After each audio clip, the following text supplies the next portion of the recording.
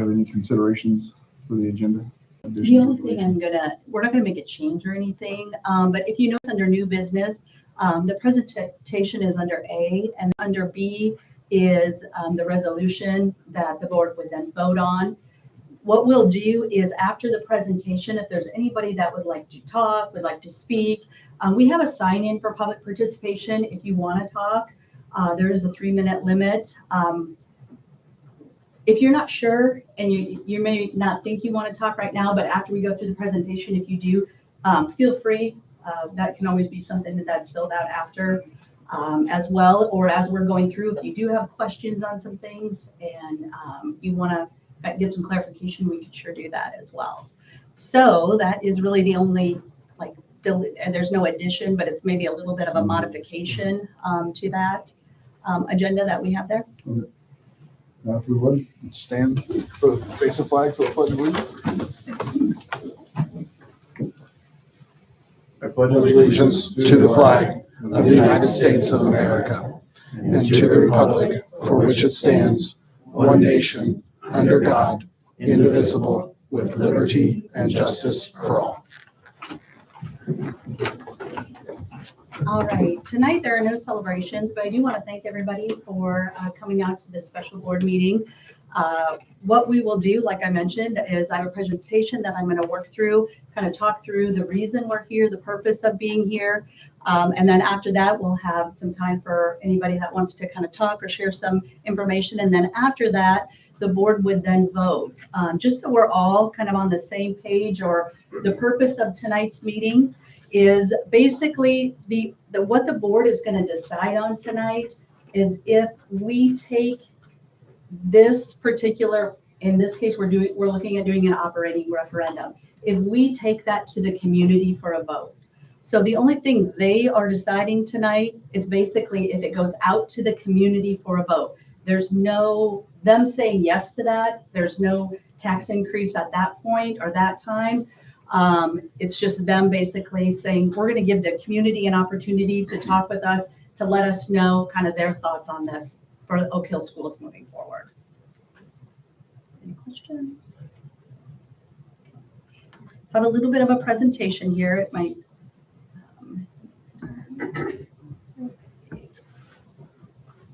All right.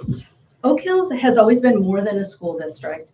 We are a collection of communities, families, educators, students, and neighbors who care deeply about one another and about the future of our children.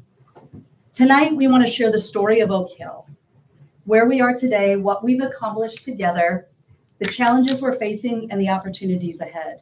Our goal tonight is simple: provide clear information so that our community can understand both our strengths, our financial realities that we are currently working through. When we talk about Oak Hill, we're talking about more than buildings and budgets.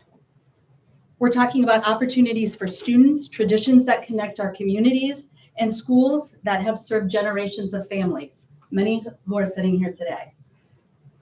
Tonight, we're going to share two stories. First, we're going to look at what makes Oak Hill special. That's what we're going to start with. Our academic successes, the opportunities we have available to our students, the things our community is proud of. Then we're going to talk honestly about our challenges ahead. Like many school districts across Indiana right now, Oak Hill is facing some financial pressures that are largely outside of our control. Changes in state funding, property tax policy, and rising costs are creating challenges that will affect decisions about the future of our schools. The question before us is not whether Oak Hill is worth preserving. The question is how we ensure that the opportunities our students enjoy right now, today, remain available for our next generation. As we move through the presentation, I hope you'll keep that in mind. Everything we're discussing tonight comes back to one goal: protecting our opportunities for students and preserving the strength of our communities. One of the most important things to remember throughout this presentation is that Oak Hill students are succeeding. They do very well when compared to other schools across the state. Across multiple subjects and grade levels, our students continue to perform at or above state expectations. These results don't happen by accident. They reflect the dedication of our teachers, staff, families, and students who work hard every day to create a culture focused on achievement and growth. And right there you have our 4 core areas. And you can see that Oak Hill in all 4 areas, we've done well and we continue to do well. And I definitely a testament to our staff, our students, and our families. Reading is the foundation for everything that follows in a student's education. Oak Hill's 3rd grade iRead performance this school year has consistently exceeded state averages, and our students continue to demonstrate strong literacy outcomes. When students can read well at an early age, they are more likely to succeed throughout their academic careers. This is one example of how investments in teaching and learning are producing real results for students. So these are our last year's iRead 3 results. So our 2nd grade students and our 3rd grade students that didn't pass it in 2nd grade all take the iRead 3. It's called the iRead 3, but we're able to do it in 2nd grade. And we were actually one of the first schools when it was piloted across the state to participate in that. And as you can see, with our 2nd and 3rd graders, our total students, we have a pass rate of 94%, which is 7 points above the state average over the last 4 years.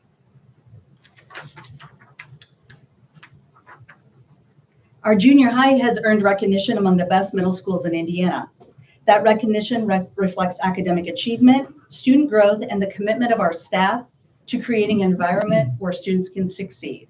It's something our community should be proud of because it demonstrates that students in a small rural community can compete with any other school in the state. So that is, for the last 2 years, it's been kind of fun to see that our junior high has been recognized in the U.S. News and World Report as one of the best junior high / middle schools across the state and in our area. So again, another thing to be very proud of in our schools. Graduation is one of the most visible measures of a school's success. Oak Hill students continue to graduate at rates above the state average, and those results reflect years of support from teachers, counselors, staff, and families. Every diploma represents a student who is prepared to take the next step in life. Our goal is not simply graduation, it's meaningful preparation for success after graduation. And you can see here, as we look at the chart, looking from 2022 to 2025, we go from 92.97, so almost 93, to 96.5, we'll say, graduation rate. And just right below that is in gray is Indiana, the state average there. So 96% grad rate is very, very high and very, very good for especially a school our size, because in a graduating class of this year, 114, 1 or 2 students, that small of a number can change that significantly. Students who choose a college pathway are demonstrating strong readiness through their academic performance. Oak Hill students continue to perform above state averages in SAT reading and writing. These outcomes show that students are leaving Oak Hill prepared for expectations they'll encounter after high school. So as you can see here, looking at 2023 school year to the 2025-26 school year, Oak Hill is in gold. The state average is in gray there. We continue to perform above that state average in the reading and writing areas.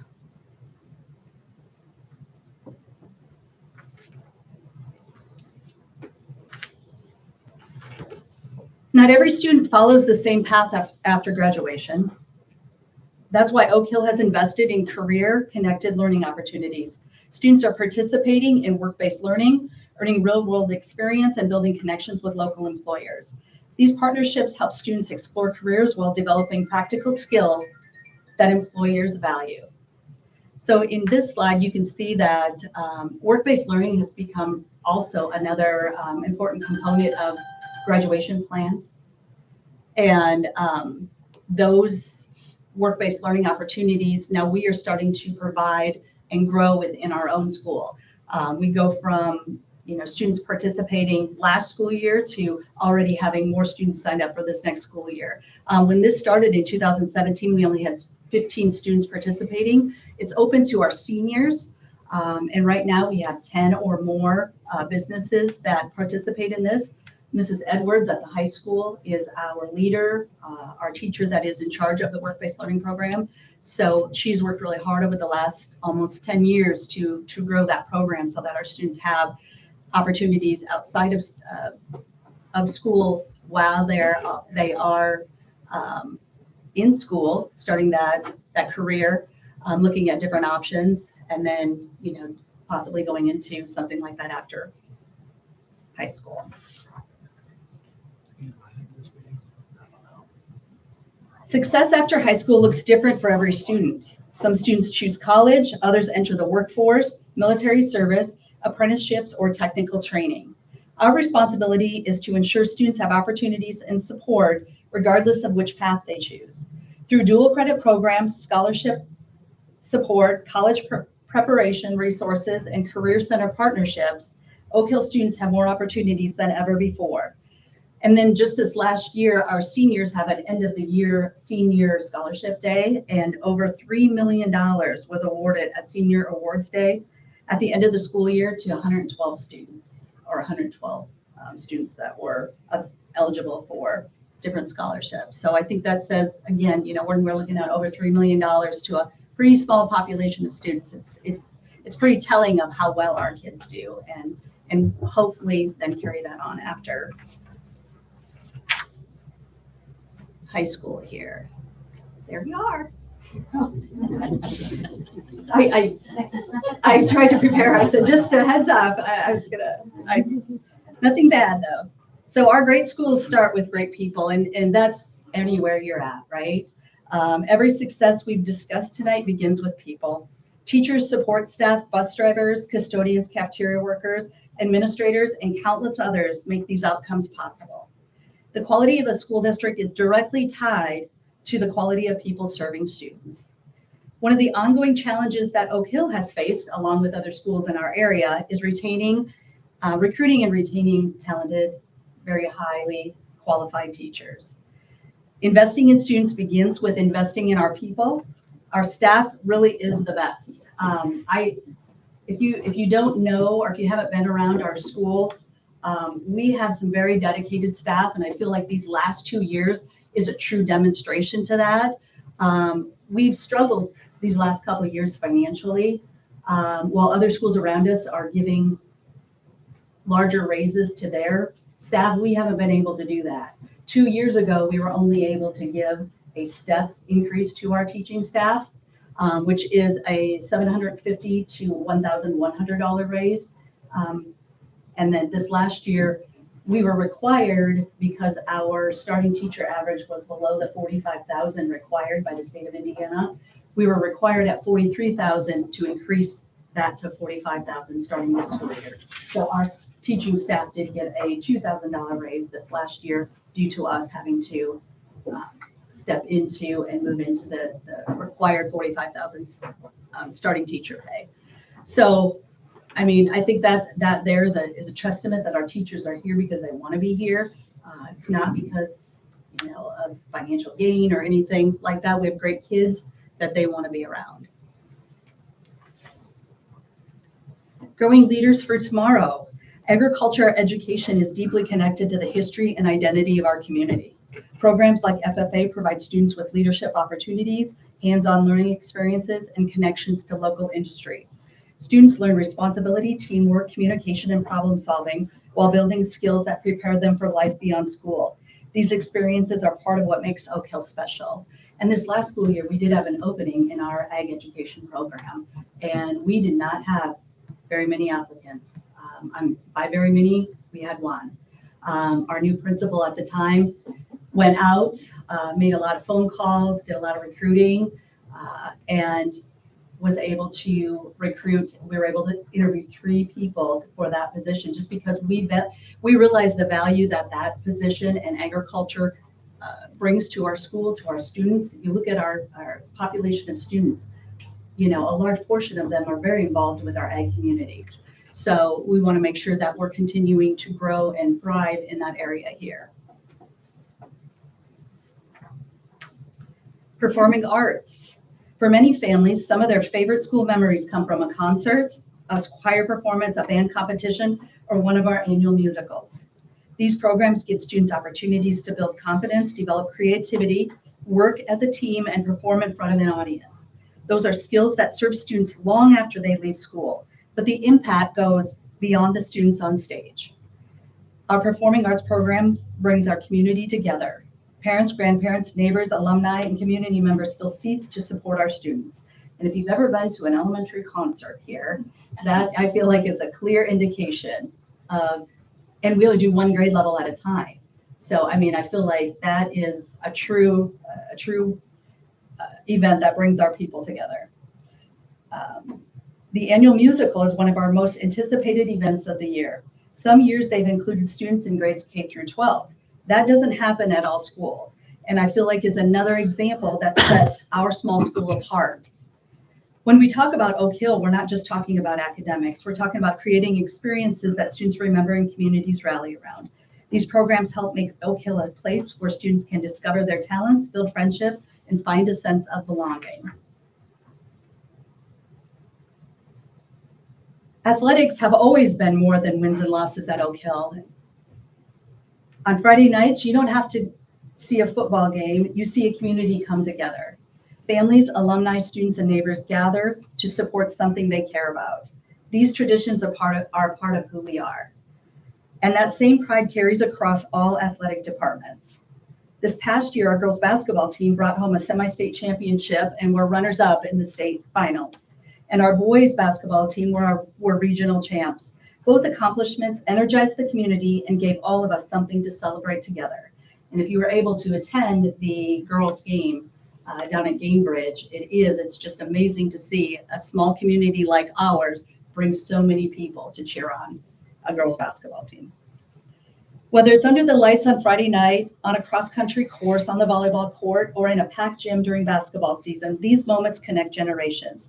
They create memories, build school pride, and strengthen the bonds between our schools and our communities. But what matters most is that these experiences mean our students, these experiences mean for our students. Athletics teach teamwork, discipline, leadership, perseverance, and responsibility. They give students the opportunity to be part of something bigger than themselves, to grow as individuals, and to proudly represent their school and community. Those lessons stay with students long after that final whistle. All right, now we'll get into the school funding side. We've talked about all the great things that we have been doing, our kids do here, we offer our kids here. Now we're going to look at the financial side of our school. Think of Oak Hill Schools budget like a delivery truck. It's bringing in the funding our school needs, but it's made up of primarily two different funds. We have an education fund and an operations fund. The education fund goes directly to student instruction and learning. Think teachers, classroom aides, textbooks, and everything happening inside those four walls. The second barrel is the operations fund, which holds non-academic expenses. That's transportation, utilities, building maintenance, all essentials, but not the heart of the instructional day. The operation fund handles critical needs, but still secondary to the classroom.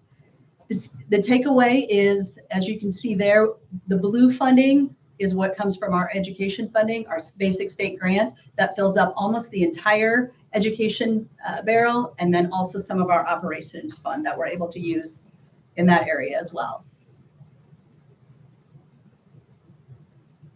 Oh, let me get it. So when we take a closer look at our biggest funding sources, these two barrels of education and operations fund, the basic state grant is based on our ADM or our student enrollment. So all of our education fund is based on how many students that we are able to work with and teach each school year. This blue paint represents those state dollars being poured into our budget. You'll notice the vast majority of that blue money is going into the education fund barrel, and that's not an accident. Oak Hill puts 85% of its state basic grant into the education fund, and the majority goes to teacher compensation. And it means we're using those dollars exactly how they were intended for student learning. Then you'll see a small amount that goes over into the operations fund. Again, that is about priorities. We direct as much possible towards a classroom, and the numbers show that as indicated here. Just something to keep in mind with our education fund.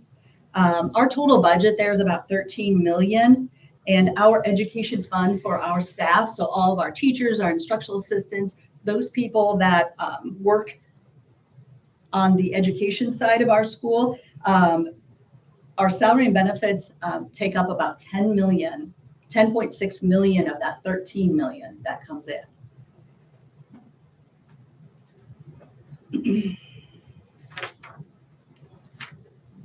Now, when we talk about, goodness, what is this doing? Sorry. Now, when we talk about the other funding source, that's the operations fund, and that's our local property taxes. This yellow paint represents those dollars, and you'll see it being poured directly into the operations fund barrel. Unlike the basic state grant, property taxes don't touch the education fund. They're specifically designed to support non-academic needs. Those are buses, our custodial staff, our technology, our building maintenance, part of our administration on the business side of things, all those things that keep the school running, even if it isn't part of the classroom experience. It's still an essential part of our budget. Something to keep in mind too in our operations fund, our total budget for our operations side is 4.5 million, and our salary and benefits, our staff in that area is 2.4 million. So you can kind of see there how that weighs in on when we talked about the salary and benefits being a good portion of that. Another fund that the school budget that we need to understand is our debt service fund. Think of this like a mortgage payment. When Oak Hill builds a new building or renovates a facility or makes a major long-term improvement, we are required to borrow money to do it, just like families do when they buy a home. Then we pay it off over time, hoping to have, like you do, you hope to have that home paid off over time. But a school never retires. That debt service fund is how we make those payments. It's completely separate from the education fund and the operations fund, and it's only used for one purpose: repaying bonds on past projects. So anything that goes out of debt service, or like recently, we've been talking a lot about an HVAC project, so you've been following the meetings. We're looking at doing new HVAC in all 5 of our buildings. That is a pretty significant project, coming in at about, our initial budget was 25.5 million. We've gotten some preliminary numbers that's looking to be a little bit less than that, so we're very excited about that.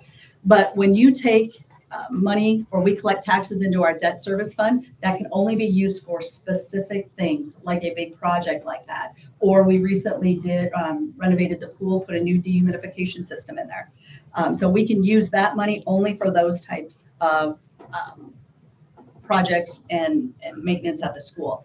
Unlike a home mortgage, with school debt, we typically continue to keep, once some of our school debt retires, we continue to add on to it for other maintenance, for other big projects. And if you're strategic about it, you do that in a way that you're continually upgrading and keeping your buildings functioning at a high efficient level.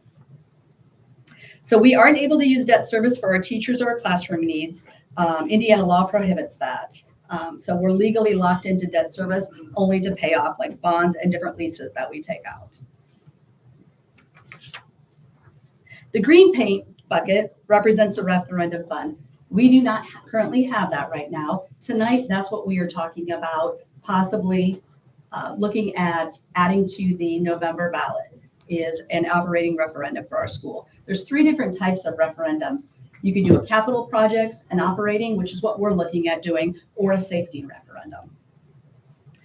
A referendum fund is a source of revenue created in the direct response to growing funding pressures. Back when state support for public schools began to fall behind and property tax caps further squeezed local budgets, many school districts had to act. That's why this fund was established, to help support classroom instruction and to ensure a strong education continued. Now, in addition to those continuing pressures, the legislature has further reduced that amount of property tax revenue available to schools, creating an even tighter squeeze.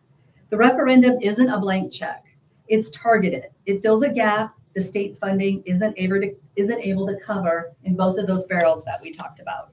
And it allows us to maintain the quality our community expects with our education. The referendum ensures we can offer more than just the minimum.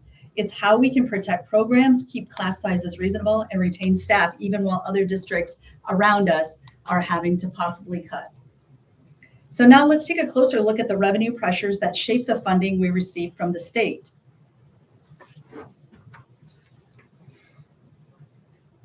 Each dot represents one of Indiana's 376 public, charter, or virtual schools. Down at the very bottom, lowest funded is a traditional public school, Zionsville, ranked last, receiving $7,026 per student from the state. The state average is $7,734. You can see that line right there across the middle.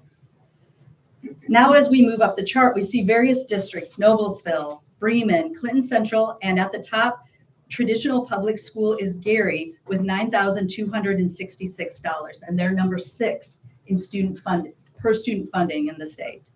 These are 5 charters there are 5 charters above Gary. When we reveal Oak Hill, you can see down there, right just below that dotted line,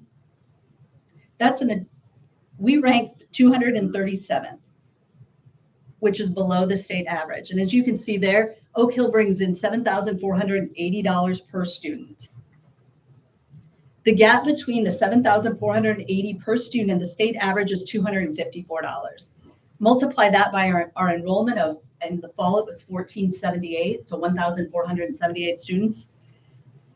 And from the bottom to the top, that's an additional $375,000 we'd have if we would be even at the average level of funding by the state. Finally, note that all schools listed here, except Oak Hill, have an operating referendum in place. So starting at Gary at the top, all the way down to Zionsville at the bottom, those schools already have an operating referendum in place. And many of them are going out this November to renew it, because with the state changes in the law, you used to be able to go out for a referendum each election. The state has changed that now, and we can only go out for referendums every 2 years in a general election. So that means November of 2026, and then you can't go out for any type of a referendum again until November of 2028.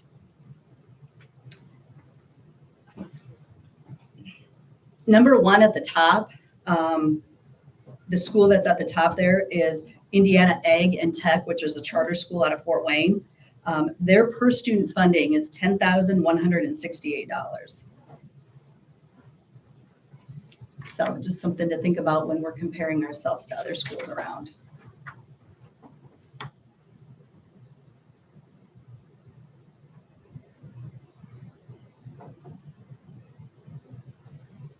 Here's a look at our per student funding since 2009, which started at $5,716. So in 2009, we received $5,716 per student. You can see that for the first 10 years, growth was minimal. So going from 2009 to 2018, $140 there. Those were lean years when many schools turned to referendums for support. Eventually, growth picked up, bringing us to $7,480 by 2026. But here's the reality of that. Over those 17 years, from 2019 to 2026, funding increased about 31%, or just under 2% per year. But inflation was actually over 56%, or over 3.3% per year. If funding had kept pace with inflation, we would be at, or our per student funding should be at, $8,940 per student in 2026. That difference of $1,460 per student means we would have an additional $2.16 million just this year alone.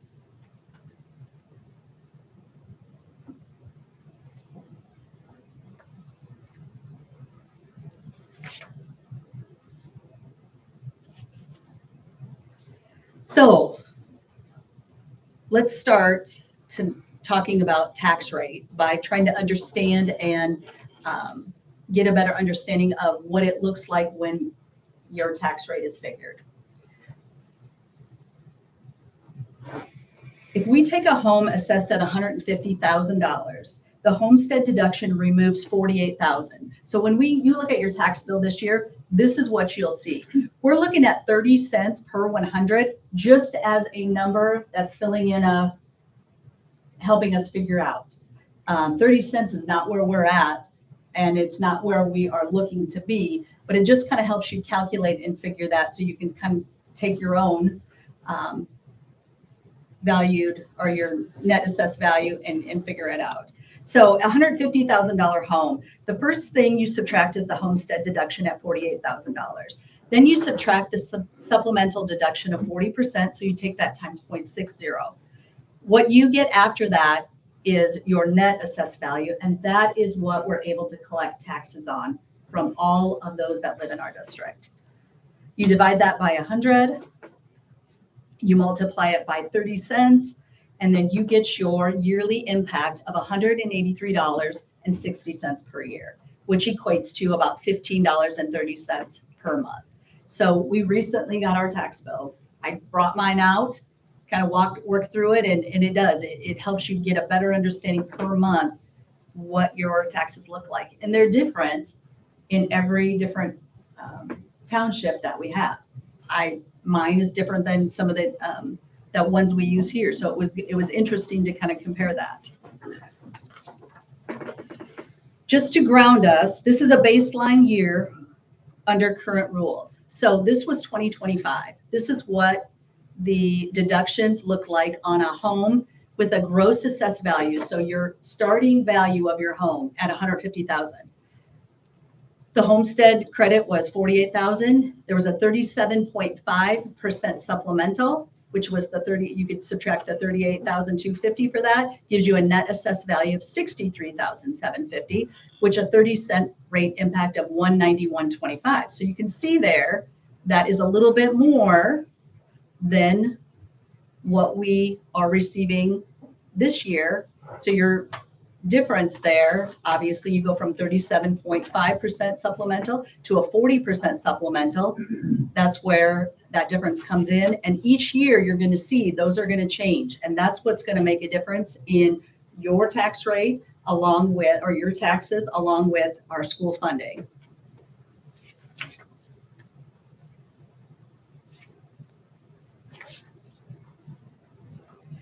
By 2027, the supplemental deduction is 46%. And as you can see how it increases each year until 2031, by then a home's taxable value will only be 1/3 of its assessed value. For example, that $150,000 home will be taxed on just $50,000, reducing the taxable value by over 21% from 2025. So you start in the column of 2025. We talked through those first two columns already. You look at your 37.5%, where your net assessed value falls, what that 30-cent rate impact was. Now go to 26. We just talked through that too. It's a little bit different because of the 40% deduction versus the 37.5. Your taxes then are $184. As you continue down, you see your supplemental deduction starts to increase, giving you more of a deduction each year on your gross assessed value, which makes your net assessed value less. So a home valued at $150,000 in 2031 will only be taxed on $50,000. So that's the changes that SEA 1 is bringing with property taxes.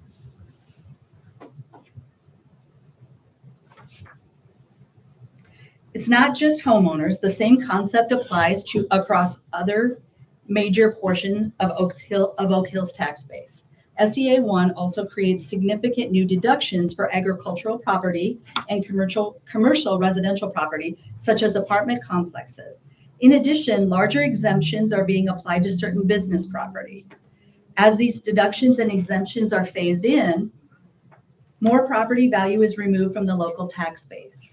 That's important because schools are funded based on taxable value, not total property value. So we just talked about the gross value versus the net value. We are taxed and we receive tax funding through the net assessed value. So while these changes may reduce taxes for some property owners, they also reduce the net assessed value, or NAV, as some of you may know it, that local schools rely on to generate revenue. This chart shows what that means for Oak Hill. Over the next several years, the district's NAV is projected to decline as these new deductions are implemented. In fact, Oak Hill is projected to experience multiple consecutive years of declining taxable values before stabilizing later in the decade. So you can see there from 27 to 2031, our NAV actually decreases with a significant decrease in 2027. Starting in 2032, that starts to stabilize and kind of even out there for the next 4 years. The challenge is that while the tax base is shrinking, the cost of operating schools continues to increase. Transportation costs continue to rise, utility costs continue to rise, insurance costs continue to rise. The cost of attracting and retaining quality teachers and staffs continues to rise. Just something to kind of keep in mind.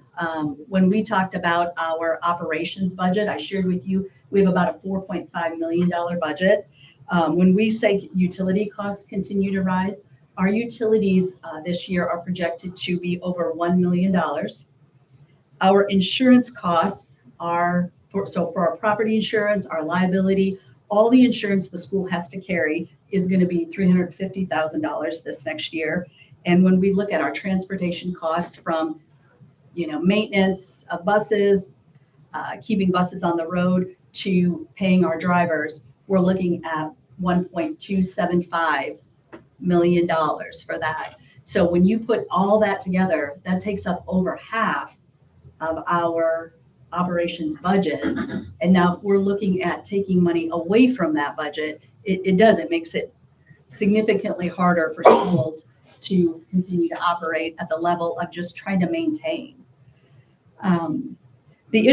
That's the issue that this slide is intended to highlight. It's not simply a property tax discussion. It's the reality that the revenue base supporting our local schools is projected to get smaller while the cost of our serving our students continues to increase.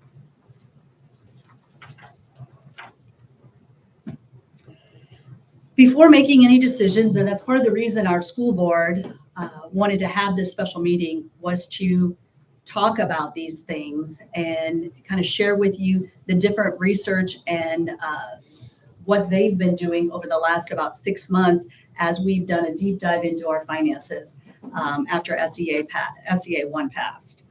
Before making any decision, Oak Hill Schools wanted to make sure we were working with accurate, defensible financial data, not estimates or assumptions. To do that, the district partnered with Policy Analytics, which is a firm that specializes in Indiana school finance and referendum analysis. Policy Analytics conducted a parcel-by-parcel review of the entire district tax base to model the projected impact of SEA 1 on Oak Hill United Schools over the next 8 years.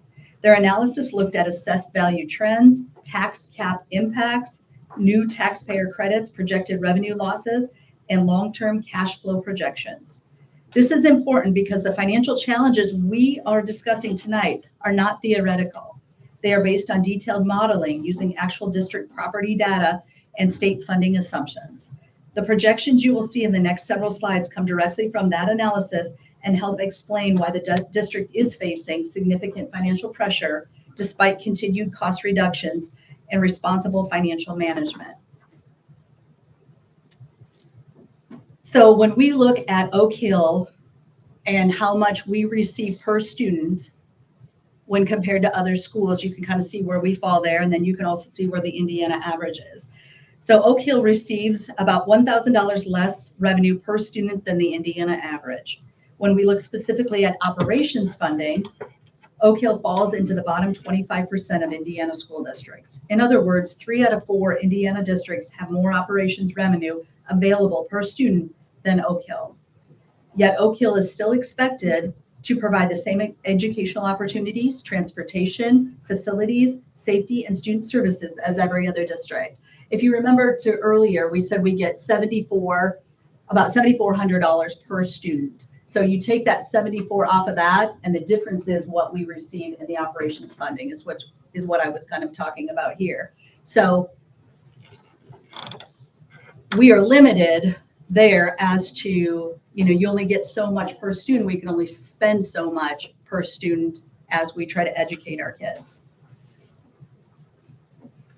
One question people naturally ask, if the district is facing financial decisions, what have we been doing? Are we spending responsibly? That's an important question, and that's one everybody should ask. Something, I don't know if you've kind of followed the last few meetings. If you have here, we have had to make some significant staffing changes over the last 2 years.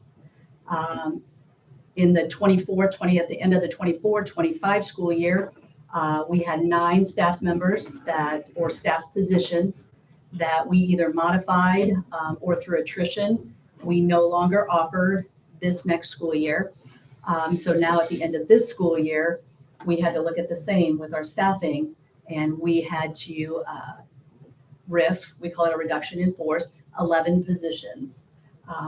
That first year, we saved about $420,000 with those 9 positions. With this last round, we're saving about $630,000. So in the last 2 years, just in staffing on the educational side of things, we have cut about a little over $1 million to try to kind of prepare and try to help with the financial situation that we're in and save money moving forward. So this comparison looks at our total spending per student among Oak Hill and several districts identified by Policy Analytics as comparable school corporations. What you'll notice is that Oak Hill is not near the top of the chart. In fact, Oak Hill spends less per student than many districts shown except Eastbrook, and nearly $1,000 less per student than the Indiana average. The state average is approximately $11,070 per student. Oak Hill spends about $10,112 per student. That's a difference of about $958 or about a little less than $1,000 per student. If you think back to the beginning of the presentation, how many times did we talk about Oak Hill students performing above the Indiana average? Whether it was academic, graduation rates, college readiness, or student opportunities, we talked repeatedly about Oak Hill exceeding expectations. But when we get to funding and spending, that story changes. Here again, Oak Hill is below the Indiana average. We receive less, but we also spend less, and yet our students continue to achieve strong results. That speaks to the dedication of our teachers and staff, the support of our families, and a community that values education. It also demonstrates something important about stewardship. The financial challenges we're discussing are not the result of excessive spending. The data shows that Oak Hill has been operating efficiently and doing more with less for the last few years. The challenge is that there are only so many ways to stretch a dollar before it becomes detrimental and starts affecting our students. Whenever schools discuss finances, one of the first questions people ask is about administration. That's a fair question. People want to know whether resources are being directed to students and classrooms are being absorbed by administration. And oftentimes you hear schools or people say that they're very top heavy, meaning they have a lot of administrative help and support and not as much with the teaching and staffing. People want to know whether resources are being directed to students and classrooms or being absorbed by administration. This comparison looks at administrative support spending per student among the same group of comparison districts. What you'll notice immediately is that Oak Hill is at the bottom of the chart. In fact, Oak Hill spends approximately $433 per student on administrative support. And the Indiana average is about $708 per student. Every comparison district shown spends more on administration than Oak Hill. That doesn't happen by accident. It reflects years of careful decisions about staffing, budgeting, and prioritizing resources as close to students as possible. I mentioned just now that we had 11 positions that we no longer, or we've reduced this school year. One of those positions is an administrative position. So they're not just certified teachers. They're across the education, they're across staffing across the education fund. We had one administrator, we had 4 non-certified staff, we had 6 certified teachers. So those 11 positions are what made up about the $630,000 that we're saving this year, looking into next year. I want to connect this back to the theme we've heard throughout this presentation. Earlier, we talked about Oak Hill students performing above expectations. We talked about academic success, student opportunities, athletics, and preparation after graduation. Those results are being achieved while Oak Hill operates with less revenue, less overall spending, and less administrative spending than many other districts. This slide helps answer those other, kind of that other, I guess, elephant in the room when we talk about spending. So the reason we're here tonight.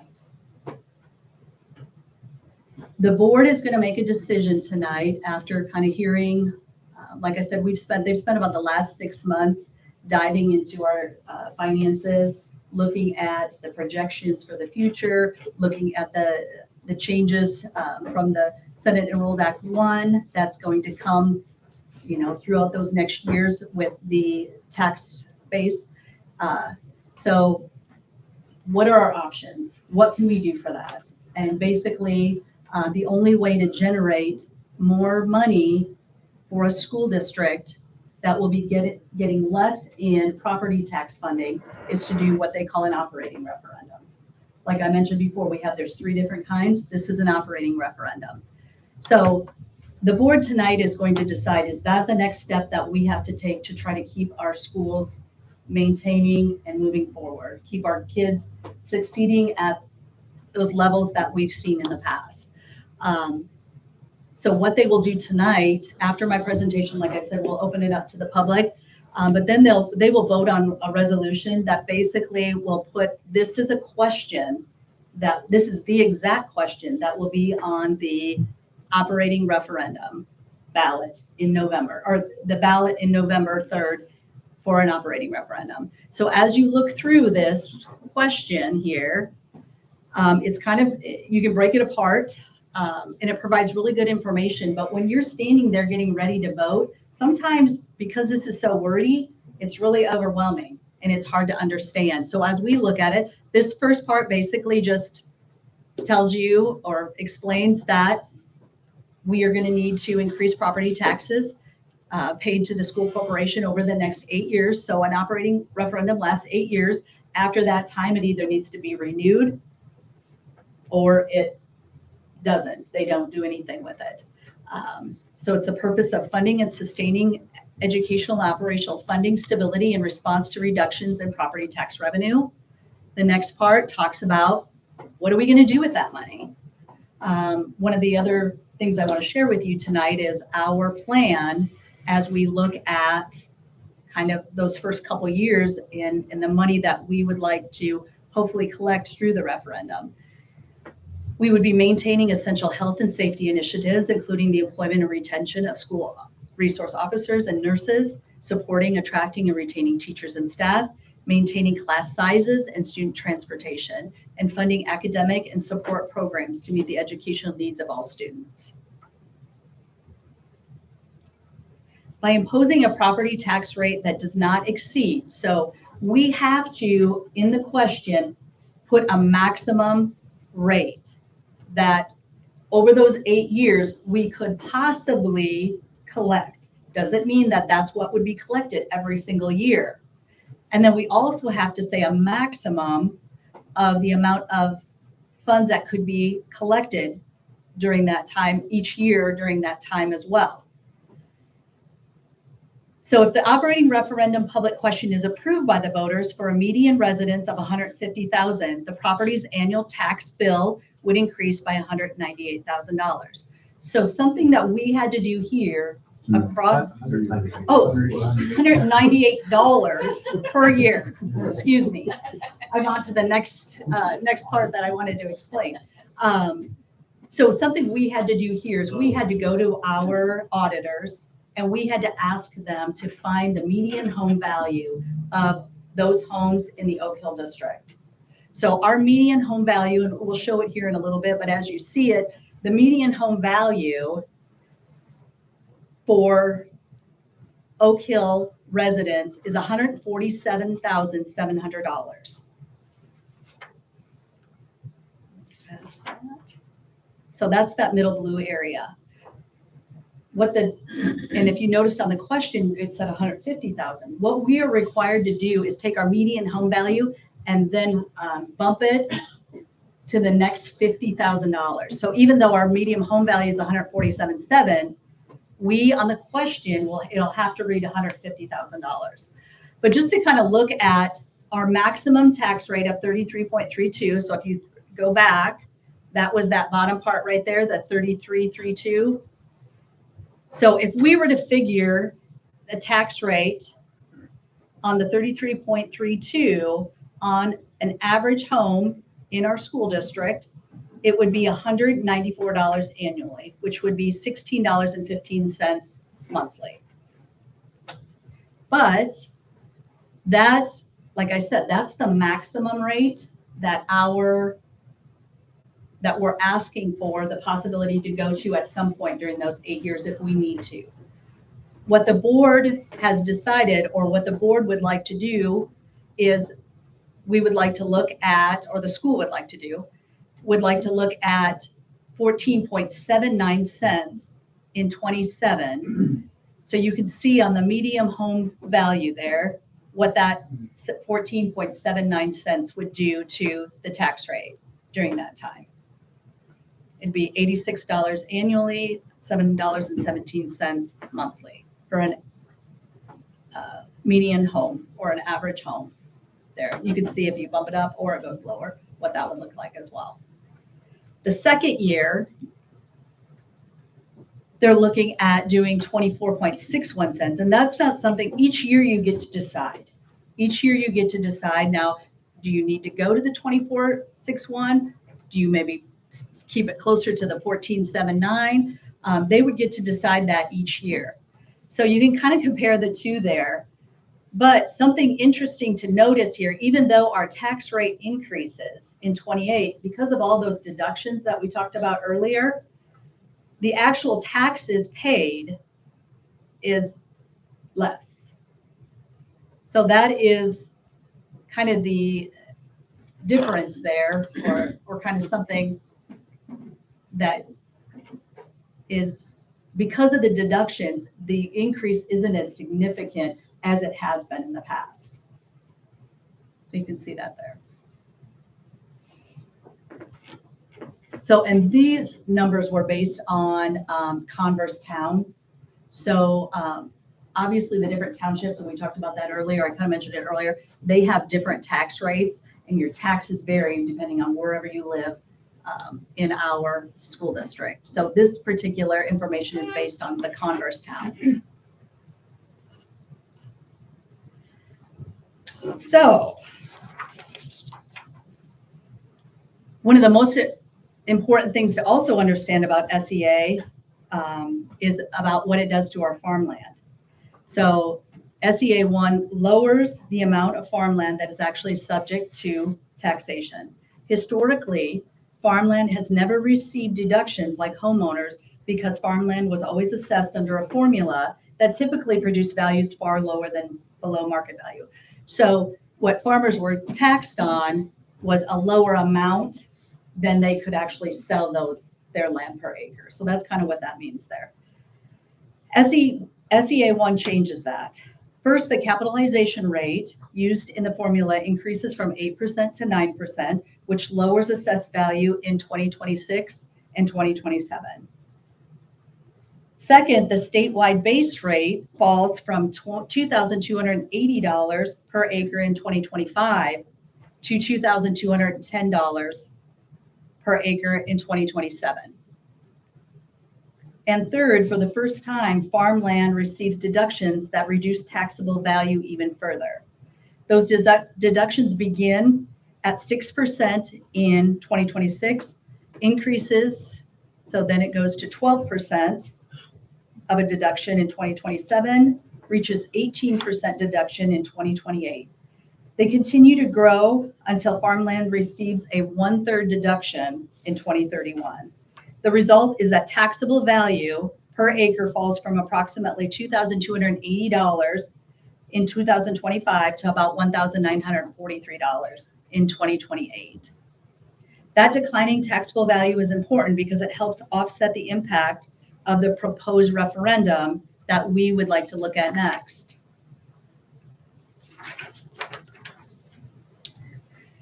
So this chart brings all of SEA 1 together with the changes that we've just discussed and talked about.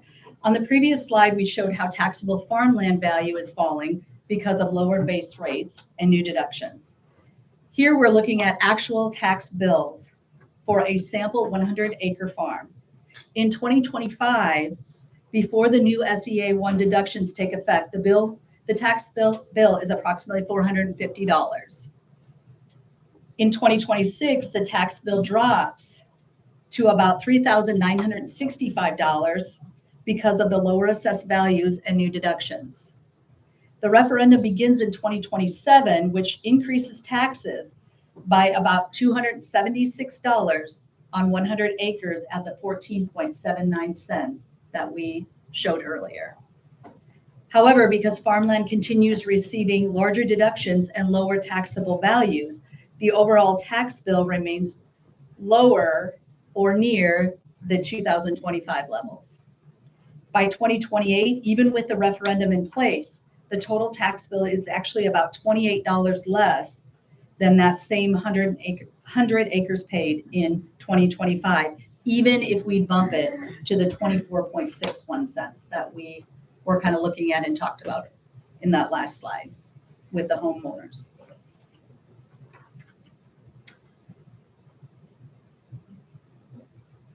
So what does this mean? So what we are, and like I mentioned earlier, the reason we're here tonight is even with the deductions, the reductions, the different changes we've made over the last 2 years, kind of preparing for some of this, with the numerous amount of deductions that will be happening in the tax caps that currently we have and will continue to only increase, our funding here at the school through property tax levels significantly declines. And when we look at that over even the next 2 years, until we can get to a possible another opportunity for a referendum, I know this might sound like something we moved into rather quickly. We were somewhat in a time crunch because of the changes that were made to when an operating referendum can be done. So we either had to do it in November of 2026 or November of 2028. As our board members worked with policy analytics, as we did the deep dive into our finances, we realized those significant deductions in taxes are going to hit our school corporation much harder than what we feel like we can make deductions with or reductions with in our staffing, in our, shutting lights off in our utilities. Just because we've really tried hard, I feel like the last 2 years to do that. And because of all the rising costs with everything else, we haven't been able to keep up with that. So tonight, like I mentioned, we are going to, or the board actually is going to make a decision now. Do we put that question on the ballot for voters to make a decision on if they want to support a tax increase so that 14.79 cents that first year and the 24.61 cents the next year? Do you want to add that on to the taxes you already pay to help generate some extra funding for the school? And if so, then we would need our people to go out to the polls and vote that way. If it's not something that our taxpayers are in favor of or don't feel is necessary, then they would also, go to the polls and make that decision at that time. I know this is a lot of information, and I really tried to condense it down to talk about, remind you, we are a great school district. We want to continue to remain a great school district. Right now, funding and changes in our funding has made that very difficult for us. I'm a homeowner. The last thing you want to do is pay more taxes. I get it. So what we wanted to do is kind of show you and do it in a special meeting so we can spend a lot of time talking about it, what that looks like for each homeowner before the board has to make the decision to either move forward or not.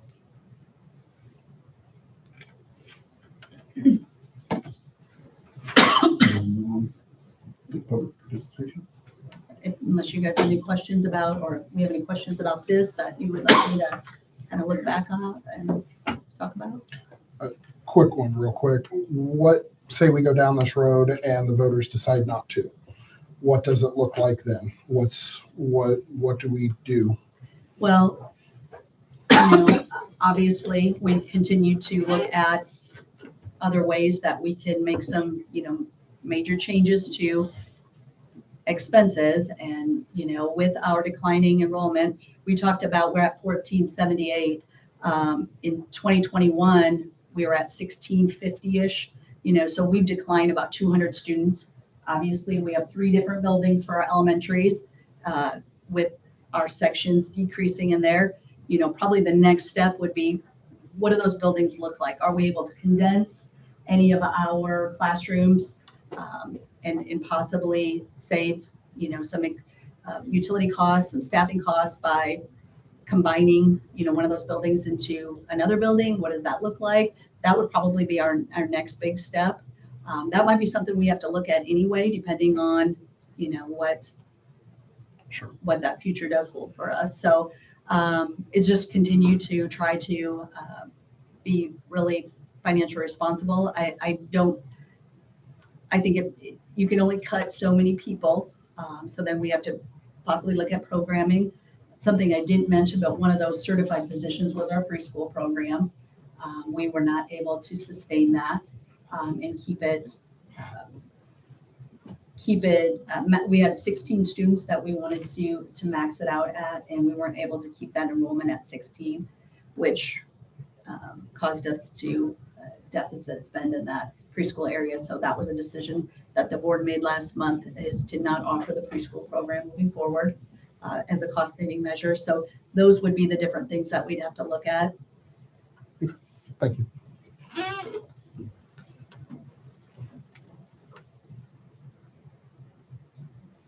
Anybody else? Question? Something to keep in mind too, I don't know if I touched on it well enough. The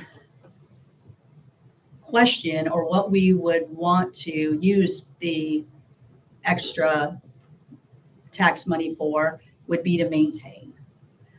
We are not looking at adding anything specific. We are not looking at giving significant raises to our people through this, although we would like to at least give, something like what we've done the last couple of years, a little bit of something, just to try to stay competitive.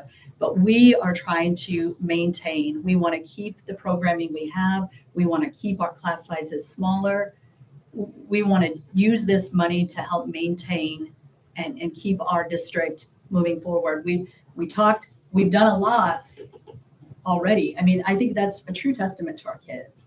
We have some amazing kids here that are able to perform and excel at levels, and they don't have, everything that other schools have, and don't have the, we don't have the ability to provide that sometimes. And so this would be to maintain what we are currently doing.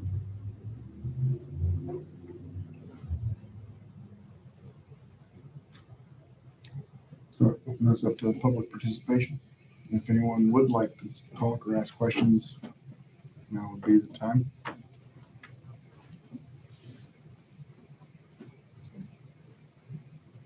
I mentioned earlier transportation, and I know you've probably heard we have a neighboring district that is also looking at this. We are unique. A decision was made about 15 years ago not to build a new elementary school. And moving forward with that, we've done, I feel like, or the school district, I haven't been part of that for the last 15 years, for entirely all of those, but I feel like you guys have done a great job in 5 different buildings, kids moving to different buildings, transitioning. Our school district has done a really good job with that with our kids. Transportation is a big part of that. And as I said earlier, we spend about $1.275 million on transportation in a year. And that is a lot, but if you think about, and I don't know, parents, sometimes you probably don't want to see this, the craziness of transportation, but if you see how our transportation works, it's an organized chaos that it's really hard to explain. But we bus, so we have about 1,400 students. We have about 900 of those students that are signed up for transportation. Now, do they ride every day, both morning and afternoon? Do they ride shuttle and to their home? No, but when we're looking at about 1,500 students and we bus 900 of them, that's going to take some resources to do. I would hate to lose that for our kids. I would hate for some of our kids not to have that. And that is unfortunately a significant cost we probably have to look at some point if we weren't able to, continue doing what we're doing.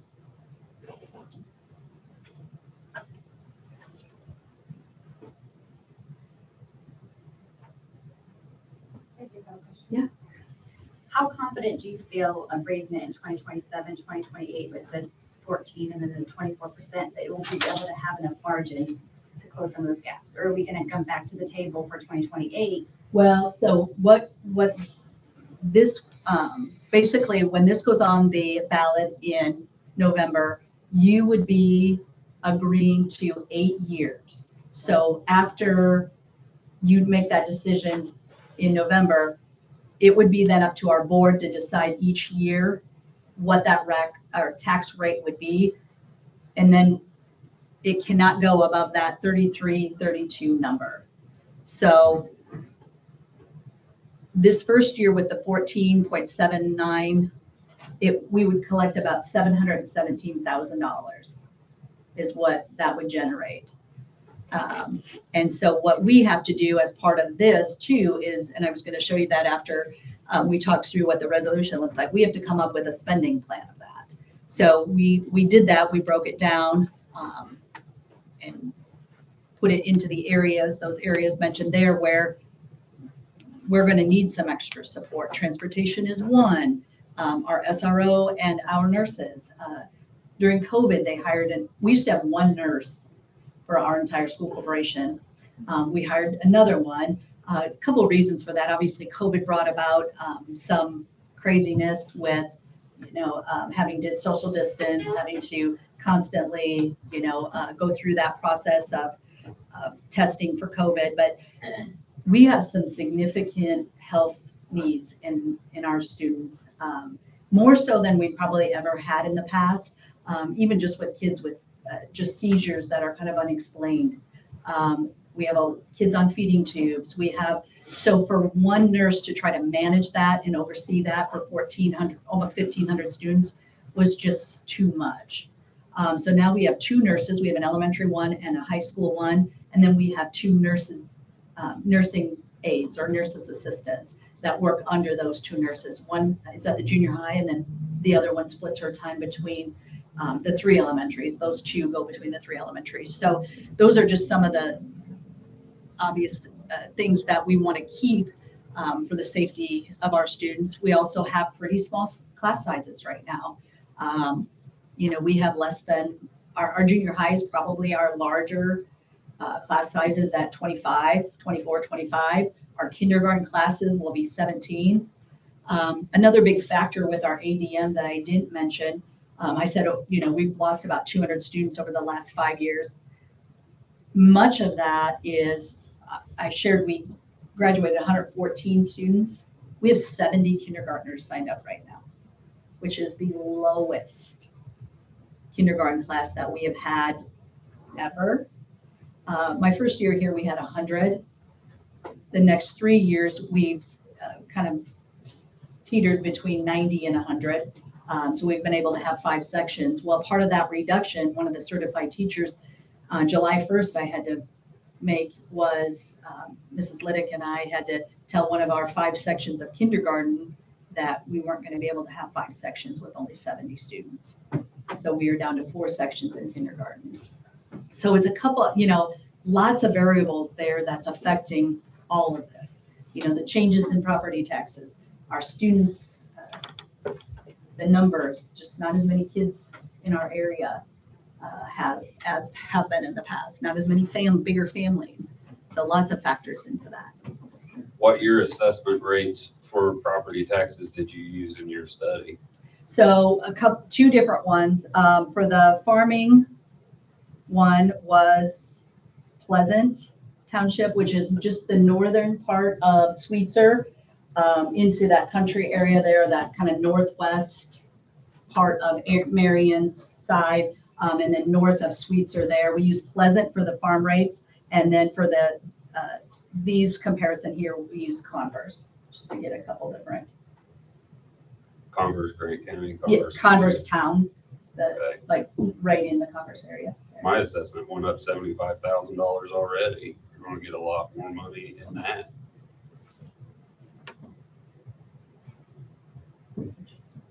Did you? No I was capital just gonna say, yeah. improvements. 0. Or where do you live? If you don't mind me asking. Anyway. Jackson Township, Miami County. Mine.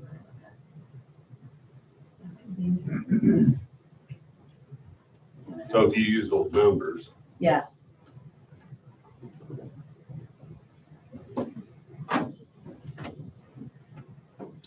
If I can answer your question a little more directly as well, when you say about the 14% or 24%, there's a lot of variability there.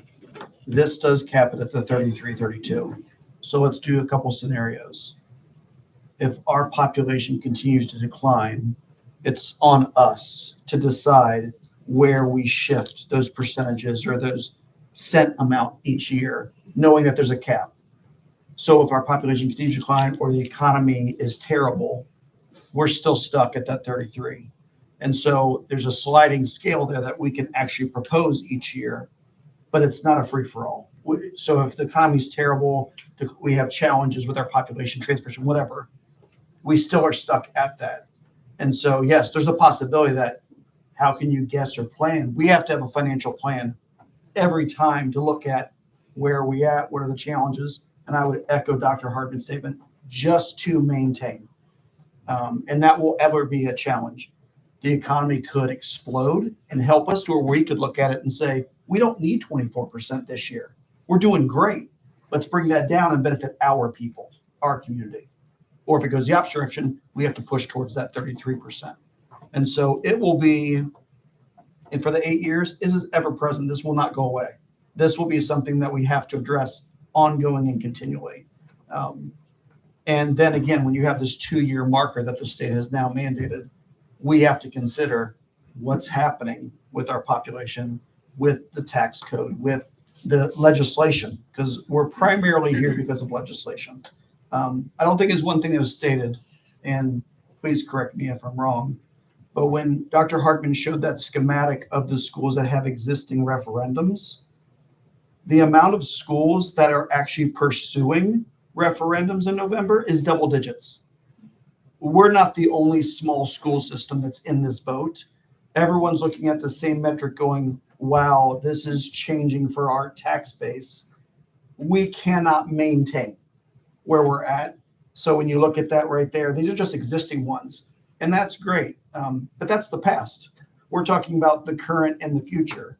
There are double-digit school systems that are going, we have to do the same thing, which is very unpopular amongst taxpayers. But it's just our reality because of SEA 1. This is our current climate. And so I absolutely agree with you. Like, who's watching these numbers of the 14 to 24? We have to. It won't go away.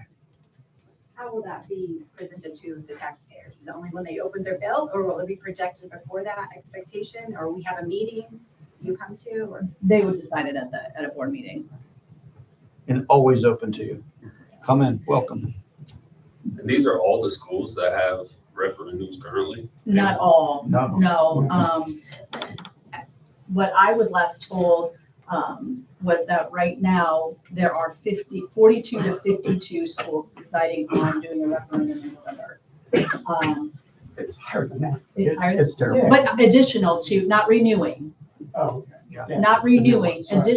42 to 52 new schools doing, 1 in 5 traditional public schools across Indiana have referendums, 23.7%. There are total referendums planned for this fall approaching 75. There's never been that many in a single election. And the number of new schools doing it like these are new. I work with schools around Indiana. when you mentioned your assessment went up 75%, 75,000. Oh, I thought you said, I'm thinking percent. I'm like, wow, that is just, it's sticking with me. Even though your assessed value will go up that, you'll have to work through the tax deductions. I'm gonna guess you're still gonna pay a lot less than what you were paying because of those deductions. Like even this year, I think mine went up like 30,000 and I'm paying like $200 and some less than I was the year before. So because of those, even though your assessments are going up, because of those significant deductions that will start to come into place this year and then each year after that we looked Can at. you show that? Yeah, slide? let me show that. You will, I sti- understand them. I saw that. Okay. you'll still be, It's really the third year when the law kicks in, that third year is where I would estimate, I did the same thing. I got my bill and I was like, wait, why did it do this? yeah, But it looks to me like this bump and then this dive where it's the next, it's probably quite a few slides over, Yeah. where you had the reds in the middle yeah, of like 28, 29, and 30. right here. 5 years. Right there, right there. Okay, but let's go back one on there. Whoops, no, it's gonna. I'm sure. That one shows those deductions. I mean, literally, you just saw a difference in deductions this year, 2.5%. By the time you get to 31, your home's only assessed at 1/3 of its value. And on top of all of that, there's a $300 credit at the very bottom. So figure your new taxes at 1/3 the value, and now we'll take 10% or $300 off, whichever it caps at $300 in addition to that. So you hear the politicians hyping that we've lowered your taxes, and then you look at your bill and you go, no, that's because you haven't seen it yet. It's coming. And that's unfunded, meaning it comes out of the government budgets. Now, the local governments have another alternative. They have local income tax. Their boards can just raise their hand and raise local income tax and suffer political consequences. They can't do that. They're not raising your taxes. They're only asking you, do you want to voluntarily raise your taxes? Goes against our DNA. But that's their only choice. Their other choice is to go into deficit and merge with an additional school. I mean, by 2029, they're in deficit funding. So. Stephen Ritchie, Franklin Township. I guess I have several points. First, if every school district is short funded, why aren't they screaming to their representatives? It looks like there ought to be some advocate for every school system. And if every school system's screaming and every household that has children going to school has the same issue, look, my taxes are going up. And then second, farm ground doesn't send kids to school. I'm a farmer, so my bare ground doesn't send any kids to school. Now I got grandkids that go to Oak Hill, and I love to death the Oak Hill school system. My mom served on the board with Deaton and Cates and Du Bois, and they were the ones that put the pool in, and it was very unpopular. I'm guessing this referendum will probably be unpopular too, but when you look back, the pool was probably one of the best things Oak Hill did back in the 70s for Oak Hill schools to generate interest in them. So maybe it needs to start with letting the public know that they've got to be talking to their state representatives or their congressmen or whoever has to be, look, this is not Oak Hill's overspending or Eastbrook or whoever you're talking about, we've all got this issue. Somehow this money needs to, and you're obviously all your expenses are going to go up because the price of fuel, unless something miraculous happens in the next month, your cost of busing is going to be a lot more than what you're projecting, I'm guessing. Because I know my cost of doing business has went up quite a bit just because of. Just our gas alone. Yes. Each month for the last 3 months has been over $5,000 more for busing. So looking at March, April, and May, we spent over $5,000 each month more than what we had. But to your question, we do talk to our representatives. Our board talks to our representatives. I'm hoping I'm not misspeaking here, but I think when this was first rolled out to everybody, I don't think people understood the significant impact it was going to have on schools, on libraries, on the small communities that rely so heavily on tax funding. I think people so badly wanted the tax, they wanted to sell that it was the tax reductions and tax relief, and they wanted, that was the platform that many of the politicians ran on to get him into office, and they were going to make sure that they followed through with that. And I truly don't believe, and I say that because one of our local representatives actually shared that, I don't think they understood how significant it was going to be and how detrimental it was to some schools. If I can, to put it in perspective, when all this was happening, SEA 1 was projected over the next 3 years, 26, 27, 28, to remove out of local government units, schools, libraries, towns, townships, counties, $1.4 billion just gone. Schools are going to bear the brunt of it. It was at like $700 million. And I tell people all the time, taxes would be wonderful if they're lower. I would love that too. I'm a property owner in the district, but I consume services in the district. I don't have kids, and therefore my kids aren't in school. I still pay taxes towards it because the waitress that waits on me at dinner has kids in school. The nurse that draws my blood has kids in school. So yes, it hurts, and it hurts me just as I'm strapped too. But I want a good district. I want a good school district. It helps my property values. It's nice to live in. And so I get it. It hurts, and I'm there with you. But we're not asking the whole question. If we just ask, can we cut property taxes? We have to ask the rest of the question: what services do we get in exchange for that? And I also would like to point out, if you listen to the rhetoric coming out of the legislature now, and this is the ones you need to talk to are not your congressmen, but your legislators, your state representatives, and your state senators, and your governor, and your lieutenant governor. The rhetoric coming out now is, we want to reduce taxes more.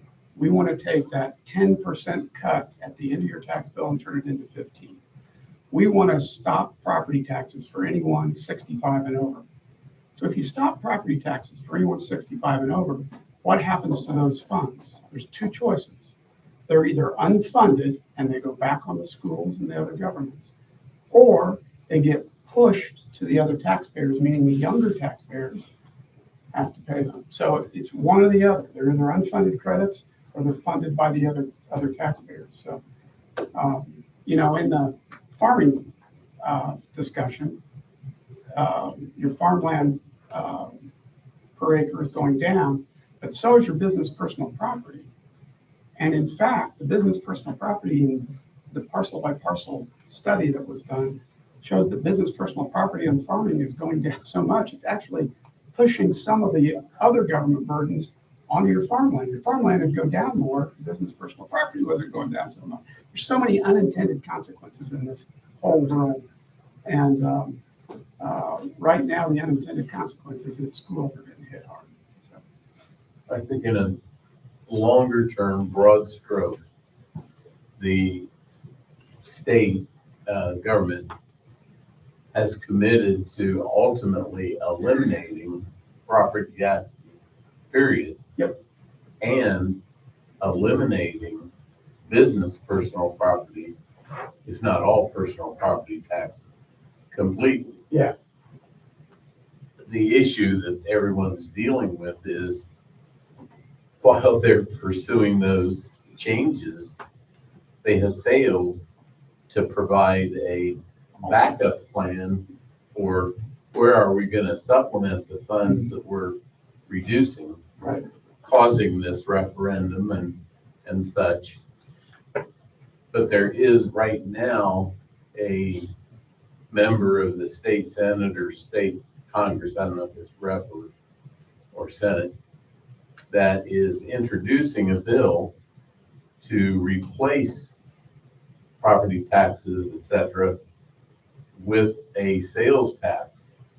And that sales tax to be on services, which currently are not taxed at all. And his claim is that he believes his bill will provide the stopgap. I don't know if, I haven't seen the details and I don't know the merits or consequences, but so that they've pursued a plan without really understanding the impact right now in the short term. And I think the school system has to do what they're talking about doing to maintain the quality of the system. Because first, property taxes are going to continue to go down and down and down until they come up with an alternative to supplement them. And Or you're replace them. absolutely right. I mean, a local option income tax is a fair tax. I mean, it's paid by everybody, right? Not just property. Yeah. And everybody that's got a job. And they've given that option to every other government but schools. Yes. Schools don't have that option. All the other governments do. Right. And they can replace their losses. And the state also has the option of doing things too and supplementing that funding like they did in 2007. Your property taxes went down by 30%. Right. Because they took the general funds, which is now that education fund, out of property tax and moved it to the state budget.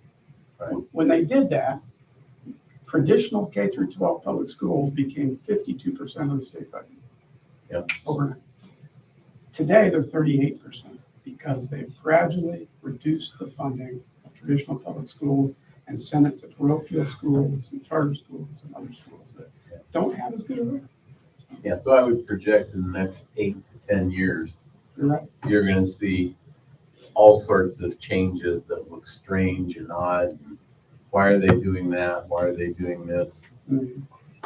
Hoping to sort out a constant after that. I say hoping to. Yeah. I would like to commend Dr. Hardman. I thought this was an excellent presentation. Totally covered the subject in a very concise and compact way. So kudos.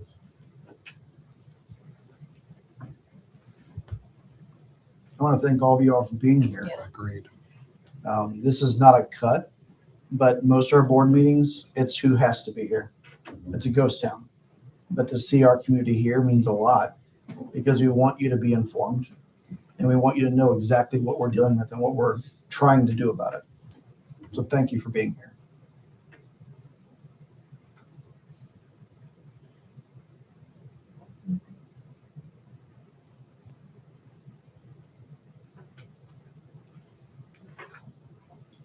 Any more comments or questions, and move on to the referendum tax levy resolution?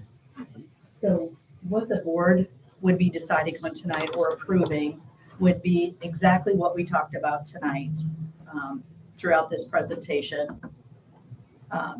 It's a referendum tax levy resolution that we basically lay out everything that we just discussed.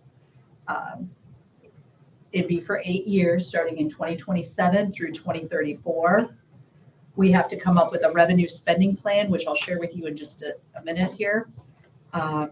Again, this just gives us basically the opportunity to put it on the ballot so our taxpayers are able to vote on it And if it votes, and obviously if they vote yes and it passes, then this will go through. Tonight, it's not raising any taxes. It's not making a decision on the taxes. It's just making a decision on what that question that we worked through looks like on that ballot and gives taxpayers the opportunity, or registered voters the opportunity, to make that decision. So the maximum rate would be the 0.332 here, with the tax levy being able to collect it with the 1.627112. Again, it goes through 2034. And then we had to basically share again what the question is going to look like. The maximum, our median home value is 150,000, and actually it's 147.7, but we have to round it to the nearest 50,000, which would then increase a tax bill by $198 per year. Now, if that median house was $3,000 more, that we would have had to put 200,000 up there.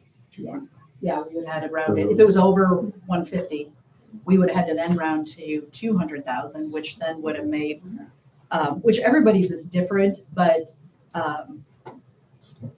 yeah, I think people, it's better, in my opinion, I feel like it's better to be closer to where our people truly are and give them that amount than having to go up so significantly to the next amount, thinking, not many of our, if it's the median home value, about half of our people are there and below.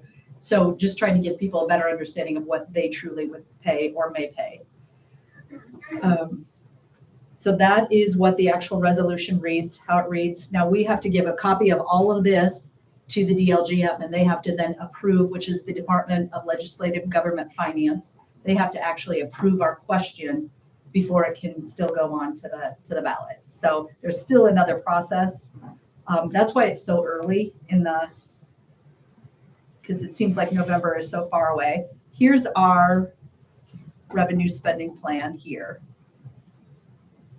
We talked about maintaining those different areas. So you come down here, and then that first year we would look to collect about $715,467 with that 4.79, and then 0.79. And those are the different areas which are also mentioned in the question. And then if you break that down even further, this goes along with the plan.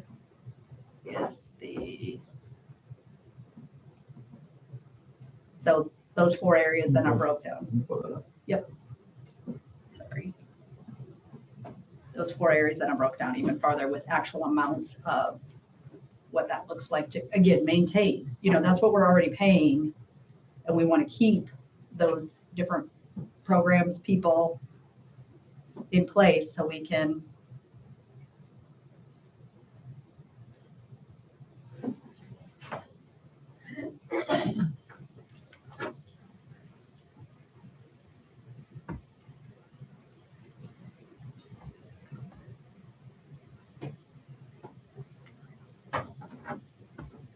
and then each year we'd have to, back to Ashley, your question about, what does that look like the next year? We'd have to do that every single year then. So then your 25 million for HVAC is already included outside of this? That's outside of this. Okay. That's going to come out of debt Totally. service. Yeah, that's coming out of debt service, and that rate will not change. That's already figured into that. Yeah, that has nothing to do with it. It'd be nice if we could take that and use it This to. is going for the ed fund. So this is coming out, so it'll be operations as well, with that transportation part. We are able to use we're able to use this towards operations and education, but it cannot go towards anything out of debt service.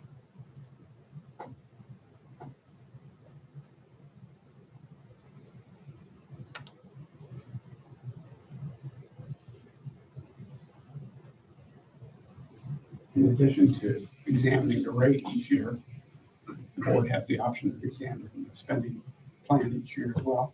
But they have to stay within the parameters of the purpose that's on that referendum ballot. So ballot, you see the description, the revenue plan has to stay in that.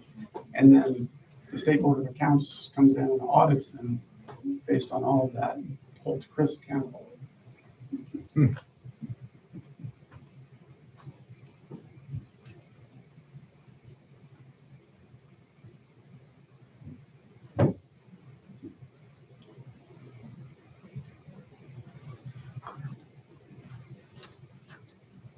We're ready to move on to a vote. The next thing, if nobody else has any other questions or any other comments or anything, then the next would be item B, to approve or not the referendum tax levy resolution. Do you have any other questions? Close public participation. If we don't, we need a motion in a second. So moved. Second. All those in favor? Right.